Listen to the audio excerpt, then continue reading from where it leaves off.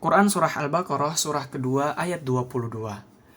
الذي جعل لكم الأرض فراشا والسماء بناء وأنزل من السماء ماء فأخرج به من الثمرات رزقا لكم فلا تجعلوا لله أندادا وأنتم تعلمون. Dialah yang menjadikan bumi sebagaimana hamparan bagimu dan langit sebagai atap, dan Dia menurunkan air hujan dari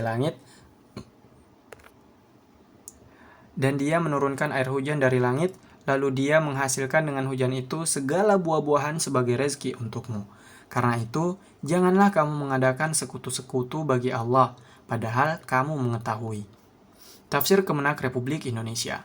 Allah Subhanahu wa Ta'ala menerangkan bahwa Dia menciptakan bumi sebagai hamparan dan langit sebagai atap, menurunkan air hujan, menumbuhkan tumbuh-tumbuhan dan menjadikan tumbuh-tumbuhan itu berbuah. Semuanya diciptakan Allah untuk manusia, agar manusia memperhatikan proses penciptaan itu, merenungkan, mempelajari dan mengolahnya sehingga bermanfaat bagi manusia dan kemanusiaan sesuai dengan yang telah diturunkan Allah. Dengan jelas Allah menerangkan dalam ayat ini, terutama pada bagian yang mengungkapkan, dan Dialah yang menurunkan air hujan dari langit, lalu Dia hasilkan dengan hujan itu buah-buahan. Dengan terang Allah menyebutkan bumi, langit dan benda-benda langit, seperti matahari dan bintang-bintang, adalah ciptaan Allah yang merupakan satu kesatuan dan semuanya diatur dengan satu kesatuan sistem yang dalam ilmu pengetahuan modern disebut ekosistem. Selama belum dirusak oleh tangan-tangan manusia yang memperturutkan hawa nafsunya, semua berjalan dengan tertib dan teratur. Laut yang luas yang disinari panas matahari kemudian menyebabkan uap air yang banyak. Uap air ini naik ke atas menjadi awan dan mendung, kemudian disebarkan oleh angin ke seluruh permukaan bumi. Sehingga uap air yang banyak sekali ini di atas gunung-gunung menjadi dingin dan kemudian menjadi titik-titik dan menjadi hujan sehingga dapat mengairi permukaan bumi yang luas. Bukan hanya timbul hujan di atas laut, tetapi juga di darat, karena bantuan angin yang menyebarkannya. Disebabkan hujan yang turun dari langit itu, kemudian bumi menjadi subur. Berbagai tanaman buah, sayur, biji-bijian, serta ubi dan sebagainya tumbuh dan memberikan banyak manfaat bagi manusia dan semua makhluk di bumi. Di samping itu, turunnya hujan juga menimbulkan sungai, danau dan sumur terisi air serta memperluas kesuburan di bumi. Hutan yang lebat juga membantu menyalurkan air dalam bumi, membantu menyalurkan udara segar, menyejukkan udara yang panas dan memelihara kesuburan bumi. Manusia dengan memanfaatkan perkembangan ilmu pengetahuan dan teknologi dapat mengetahui kapan banyak turun hujan dan kapan jarang hujan, atau bahkan sama sekali tidak ada hujan, berdasarkan letak bintang di langit maupun peredaran angin. Juga dapat diketahui di mana berkumpulnya ikan-ikan di laut yang banyak sekali jenis dan ragamnya. Bahkan kemana burung-burung pergi pada musim-musim tertentu dapat diketahuinya. Berikut penjelasan saintis atau ilmuwan tentang langit sebagai atap. Atap untuk sebuah bangunan terutama diperlukan agar penghuni yang tinggal di dalamnya terhindar dari hujan dan panas matahari. Dalam konteks ayat di atas langit sebagai atap, adalah perumpamaan yang ditujukan untuk bumi tempat kita hidup. Setiap saat, bumi dihujani benda angkasa yang antara lain adalah meteorit.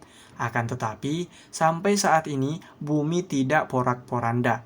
Hal ini disebabkan bumi diselimuti oleh gas atau udara yang bernama atmosfer.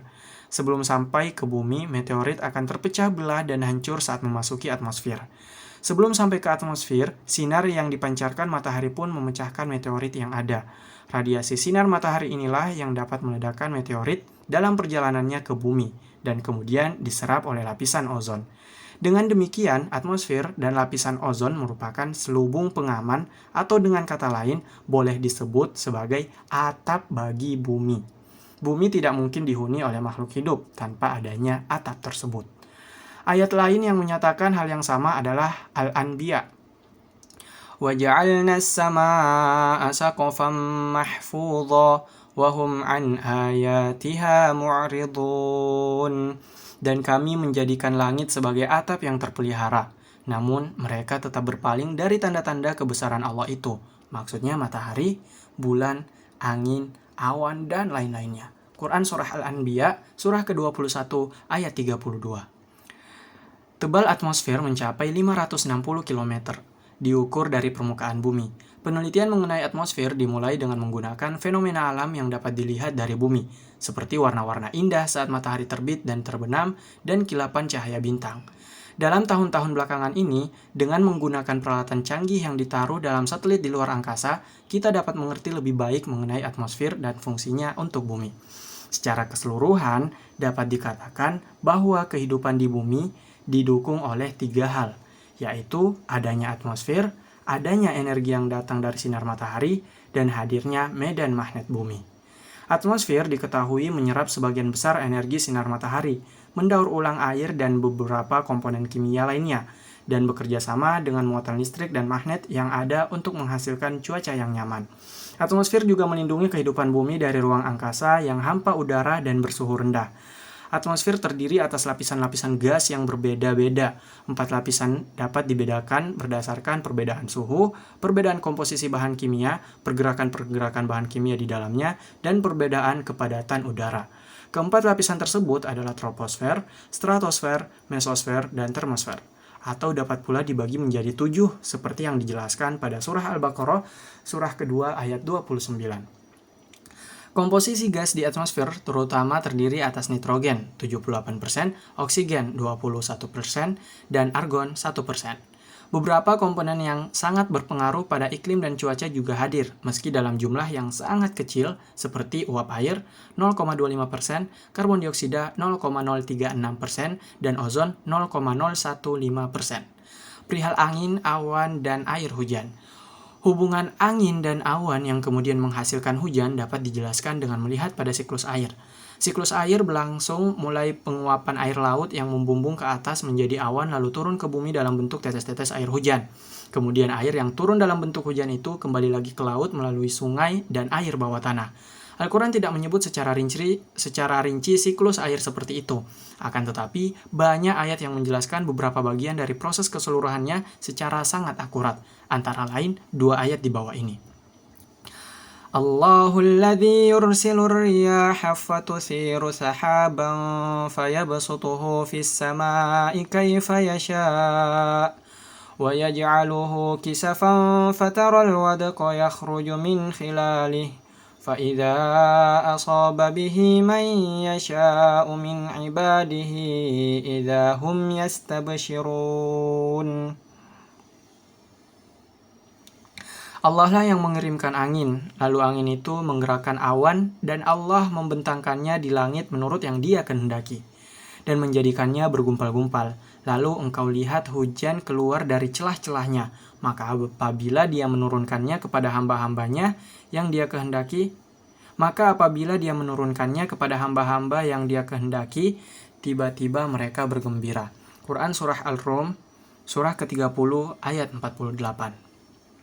Atau pada firman yang lain, Alam taro anna Allah yuzji sahaban thumma yu'allifu bainahu thumma yaj'aluhu rukama fataral wadqa yakhruju min khilalihi wa yunazzilu minas samai min jibalin fiha min barad fayusibu bihi man yasha'u wa yasrifuhu amman yasha' yakadu sana barqihi yadhhabu bil absar. Tidakkah engkau melihat bahwa Allah menjadikan awan bergerak perlahan, kemudian mengumpulkannya, lalu Dia menjadikannya bertumpuk-tumpuk, lalu engkau melihat hujan keluar dari celah-celahnya, dan Dia juga menurunkan butiran-butiran es dari langit, yaitu dari gumpalan-gumpalan awan seperti gunung-gunung. Maka ditimpakannya kepada siapa yang Dia kehendaki dan dihindarkannya dari siapa yang Dia kehendaki. Kilauan kilatnya hampir-hampir menghilangkan penglihatan. Quran Surah An-Nur, surah ke-24 ayat 43. Kedua ayat di atas menggambarkan tahapan-tahapan pembentukan awan yang menghasilkan hujan, yang dalam gilirannya merupakan salah satu tahap dalam siklus air. Dengan melihat lebih cermat kedua ayat di atas, maka tampak nyata adanya 2 fenomena. Pertama adalah penyebaran awan dan lainnya adalah penyatuan awan. 2 proses yang berlawanan terjadi sehingga awan hujan dapat dibentuk. Dua proses yang disebutkan dalam Al-Quran ini baru ditemukan oleh ilmu meteorologi modern sekitar 200 tahun yang lalu. Ada dua tipe awan yang dapat menghasilkan hujan. Keduanya dapat diklasifikasikan berdasarkan bentuknya, yaitu stratus atau tipe berlapis dan cumulus atau tipe menumpuk. Pada tipe awan yang berlapis, dua tahapan penting yang terjadi adalah tahapan awan tipe stratus dan nimbostratus. Nimbo artinya hujan. Ayat pertama di atas Quran Surah Ar-Rum, Surah ke-30 ayat 48, secara sangat jelas memberikan informasi mengenai formasi awan yang berlapis. Tipe awan semacam itu hanya akan terbentuk dalam kondisi angin yang bertiup secara bertahap dan secara perlahan menaikkan awan ke atas. Selanjutnya, awan tersebut akan berbentuk seperti lapisan-lapisan yang melebar. Allah lah yang mengirimkan angin. Sebagaimana firman-Nya, Allah lah yang mengirimkan angin, lalu angin itu menggerakkan awan dan Allah membentangkannya di langit.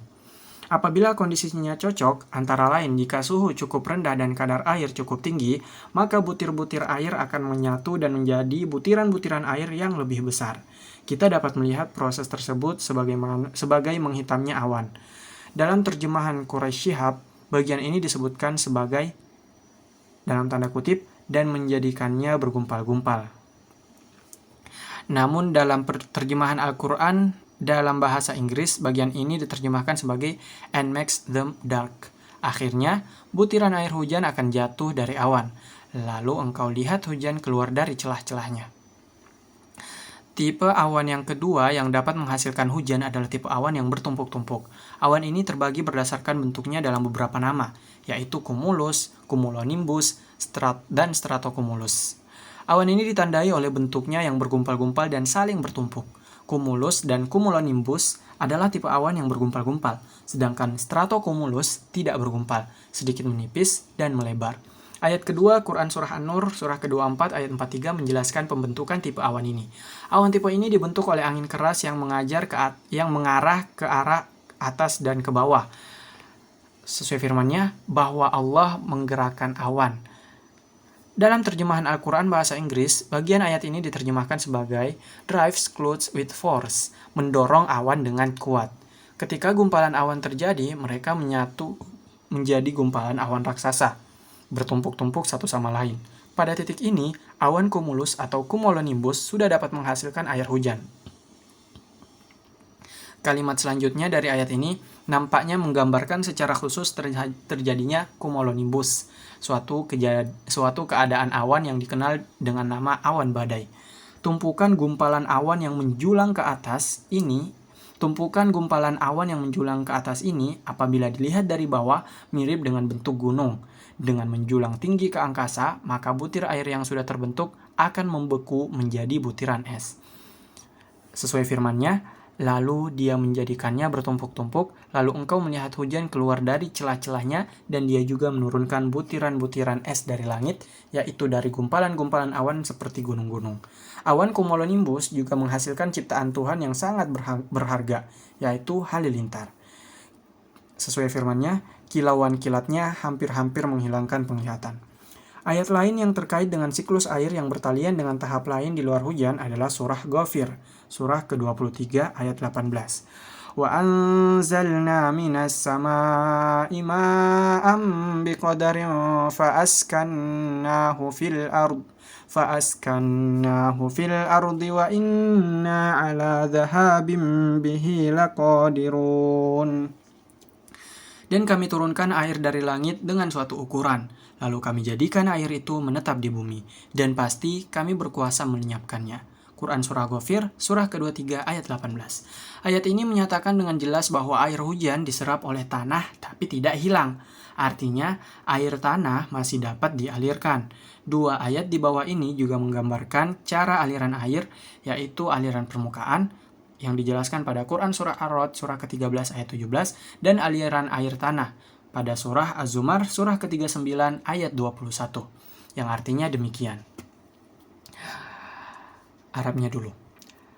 Anzala minas samaa'i ma'an fasalat awdiyatun biqadariha fahtamalas sailu zabadar rabiya وَمِمَّا يُوقِدُونَ عَلَيْهِ فِي النَّارِ ابْتِغَاءَ حِلْيَةٍ أَوْ مَتَاعٍ زَبَدٌ مِثْلُهُ Kadzalika yadribullahu al-haqqa wal batila fa amma az-zabadu fayadhhabu jufaa'a wa amma ma yanfa'un nasa fayamkuthu fil ard kadzalika yadribullahu al-amsal. Allah telah menurunkan air hujan dari langit, maka mengalirlah ia maksudnya air di lembah-lembah menurut ukurannya, maka arus itu membawa buih yang mengambang. Dan dari apa, maksudnya logam, yang mereka lebur dari api untuk membuat perhiasan atau alat-alat, ada pula buihnya seperti buih arus itu. Demikianlah Allah membuat perumpamaan tentang yang benar dan yang batil. Adapun buih akan hilang sebagaimana sesuatu yang tidak ada gunanya, tetapi yang bermanfaat bagi manusia akan tetap ada di bumi. Demikianlah Allah membuat perumpamaan. Quran Surah Ar-Ra'd, surah ke-13 ayat 17. Alam taro anna Allah anzala minas sama'i ma'an fasalakahu yanabi'a fil ardi thumma yukhriju bihi zar'an mukhtalifan alwanuh thumma yahiju fatarahu musfarran thumma yaj'aluhu hutama Inna fi dzalika ladzikra liulil albab. Apakah engkau tidak memperhatikan bahwa Allah menurunkan air dari langit lalu diaturnya menjadi sumber-sumber air di bumi. Kemudian dengan air itu ditumbuhkannya tanaman-tanaman yang bermacam-macam warnanya. Kemudian dijadikannya hancur, berderai-derai. Sungguh pada yang demikian itu terdapat pelajaran bagi yang mempunyai akal sehat. Quran Surah Az-Zumar, surah ke-39 ayat 21. Banyak ayat lainnya dalam Al-Quran yang membicarakan mengenai siklus air, seperti Ghafir, surah ke-40 ayat 13, ada Al-Mu'minun, surah ke-23 ayat 18, kemudian Al-Furqan, surah ke-25 ayat 48, kemudian Al-Ankabut, Quran surah 29 ayat 63, dan lainnya. Semua ayat-ayat tersebut menyatakan hal yang bersinggungan dengan berbagai ayat yang diacu di muka. Beberapa ayat lainnya juga berbicara mengenai air, namun dengan konteks yang berbeda, seperti yang dapat dilihat dalam surah Al-Waqiah. Afara'aitumul ma'a alladhi tashrabun a'antum anzaltumuhu minal muzni am nahnul munzilun Law nasha'u ja'alnahu ujajan falawla tashkurun. Pernahkah kamu memperhatikan air yang kamu minum? Kamukah yang menurunkannya dari awan, ataukah kami yang menurunkan? Sekiranya kami menghendaki, niscaya kami menjadikannya asin. Mengapa kamu tidak bersyukur? Quran Surah Al-Waqiah, surah ke-56 ayat 68 hingga 70. Ayat yang berupa kalimat pertanyaan ini menekankan akan ketidakberdayaan manusia dalam mimpi yang paling tua, yaitu mengontrol air hujan. Fakta memperlihatkan bahwa hujan buatan tidak akan dapat diadakan apabila awan dengan kondisi tertentu tidak tersedia. Awan tersebut harus memiliki berbagai partikel dalam kadar tertentu. Kadar air yang tinggi yang dibawa angin yang naik ke atas, dan terdapat perkembangan tumpukan awan yang mengarah ke atas. Apabila semua karakter ini terdapat pada awan tersebut, barulah hujan buatan dapat dilaksanakan. Akan tetapi, para ahli meteorologi masih mempertanyakan efektivitas cara ini. Ayat yang berkenaan dengan siklus air selanjutnya adalah ayat yang menjelaskan mengenai sungai-sungai besar dan lautan. وَهُوَ الَّذِي مَرَجَ الْبَحْرَيْنِ هَذَا عَذْبٌ فُرَاتٌ وَهَذَا مِلْحٌ أُجَاجٌ وَجَعَلَ بَيْنَهُمَا بَرْزَخًا وَحِجْرًا مَحْجُورًا. Dan dialah yang membiarkan dua laut mengalir berdampingan, yang ini tawar dan segar, dan yang lain asin lagi pahit. Dan dia jadikan antara keduanya dinding dan batas yang tidak tertembus. Quran Surah Al-Furqan, surah ke-25 ayat 53. Deskripsi sungai besar, muara sungai besar dan laut diwartakan dalam bentuk rasa airnya oleh ayat di atas. Di muara sungai atau estuari terjadi penggabungan air tawar dan air asin, air payau. Namun cara bercampurnya sangat unik. Air tawar yang ditumpahkan ke laut akan tetap tawar sampai jauh ke tengah laut. sebelum benar-benar bercampur dengan air asin. Percampuran terjadi jauh dari mulut sungai di tengah laut. Satu ayat lagi terkait tidak langsung dengan turunnya hujan adalah wa iyaraw kisafam maaf wa iyaraw kisfam minas sama'i saqitan yaqulu sahabum markum. Dan jika mereka melihat gumpalan-gumpalan awan berjatuhan dari langit, mereka berkata, itu adalah awan yang bergumpal-gumpal. Quran Surah At-Tur, Surah ke-52 ayat 44. Ayat ini turun untuk menjawab tantangan dari beberapa orang kafir agar Nabi Muhammad menjatuhkan langit di kepala mereka. Mereka menduga bahwa langit adalah lempengan atau kepingan yang menjadi atap dunia. Allah tidak menjawab tantangan mereka di sini dan menjelaskan bahwa mereka hanya akan menemukan awan, sesuatu yang tidak akan dapat dimengerti oleh mereka pada saat itu. Orang-orang beriman hanya diperintahkan Allah untuk menjaga konservasi alam ini, karena banyak orang-orang kafir dan durhaka yang menyalahgunakan ilmu pengetahuan untuk merusak alam. Orang beriman sebagai khalifatullah fil ard bertugas memelihara lingkungan hidup dan memanfaatkannya untuk mencapai kemanfaatan hidup sehingga kesejahteraan dan kebahagiaan dapat dinikmati dan disyukuri oleh setiap manusia. Karena Allah yang memberikan nikmat-nikmat itu, maka manusia wajib menyembah Allah saja. Allah memberikan semua nikmat itu agar manusia bertakwa dan melaksanakan tugas-tugasnya sebagai seorang hamba Allah. Tugas-tugas itu dapat dipahami dari firman Allah SWT, "Wa ma khalaqatul jinna wal insa illa liya'budun." Aku tidak menciptakan jin dan manusia, melainkan agar mereka beribadah kepadaku. Quran Surah Az-Zariyat, Surah ke-51, ayat 56. Allah Subhanahu wa Ta'ala menguji manusia dalam melaksanakan tugas yang diberikan kepadanya dengan firman-Nya, "Alladzi khalaqal mauta wal hayata liyabluwakum ayyukum ahsanu amala." Yang menciptakan manusia dan hidup, yang menciptakan mati dan hidup untuk menguji kamu, siapa di antara kamu yang lebih baik amalnya. Quran Surah Al-Mulk, Surah ke-67, ayat 2. Karena manusia telah mengetahui perintah-perintah itu dan mengetahui tentang keesaan dan kekuasaan Allah, maka Allah memberikan peringatan. Janganlah manusia menjadikan Tuhan-Tuhan yang lain di samping Allah dan jangan mengatakan bahwa Allah berbilang.